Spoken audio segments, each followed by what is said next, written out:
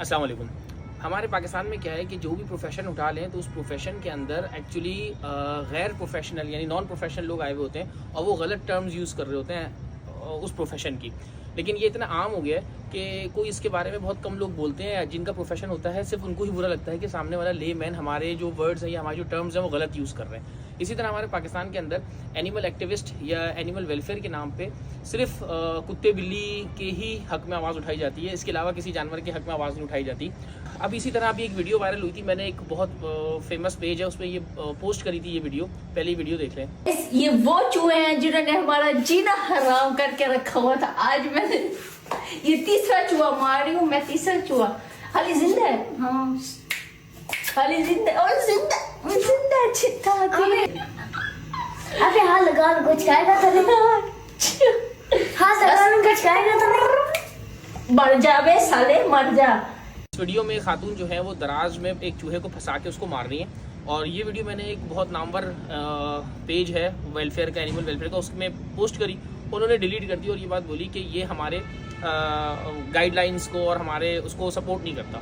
और इस वीडियो पे कोई भी पाकिस्तान और इंडिया दोनों जगह कोई भी किसी भी एनिमल एक्टिविस्ट ने आवाज़ नहीं उठाई क्योंकि वो चूहा था। जो हमारे पास जितने भी एनिमल एक्टिविस्ट हैं वो सिर्फ अपनी पसंद के कुत्ते और बिल्लियों के लिए आवाज़ उठाते हैं। कोई भी उस चूहे के लिए आवाज़ नहीं उठाएगा, ना उस वीडियो को शेयर करेगा, ना उस पर कोई बात करे और ये अपने आप को एनिमल एक्टिविस्ट कंसिडर करते हैं। तो इसी तरह मेरा मानना है जिस तरह आपको चूहे से डर लगता है, आपको चूहे से घिन आती है, इस तरह बहुत से ऐसे लोग हैं जिनको इन कुत्तों से प्रॉब्लम होती है, जिनको बिल्लियों से प्रॉब्लम होती है, उनको एनिमल्स नहीं रखने, उनको एनिमल्स नहीं पालने। इवन हमारे बकरीद के दिनों में भी कुछ लोग फैमिलीज ऐसी हैं जो सिर्फ रात में अपना सेक्रीफाइसिंग एनिमल लेकर आती हैं चांद रात को, कल सुबह ज़िबा कर देते हैं, उनको बर्दाश्त नहीं होता।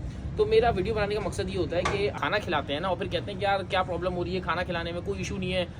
तो उनको ये बात समझनी चाहिए, जब आपको इशू है चूहों से, जब आपको इशू है कॉकरोचों से, जब आपको इशू है छिपकलियों से और आप उनके लिए कभी आवाज़ नहीं उठाते, तो इसी तरह बहुत से ऐसे लोग हैं जिनको इन एनिमल से भी इशूज़ है।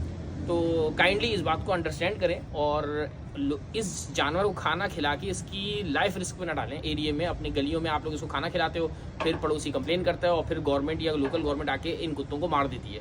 रीज़न आप होते हो क्योंकि आपने इनको खाना दे के वहाँ पे उनका फूड स्टेशन बना दिया जिसके लिए ये यहाँ बैठ के इंतज़ार करते हैं। तो इस बात को हम सबको समझना चाहिए। हमारी फीडिंग है फेरल एनिमल्स के लिए और स्ट्रीट एनिमल्स के लिए, वो हमें नहीं करनी चाहिए। उसकी वजह से इन बेचारों की जान चली जाती है, आपका शो ऑफ हो जाता है, आपकी तस्कीन हो जाती है, आपको डोनेशन मिल जाता है, लेकिन इनकी जान चली जाती है। तो इस बात को समझें और अपने डोनेशन के चक्कर में खाना खिलाकर इन जानवरों की जान लेने से परहेज़ करें।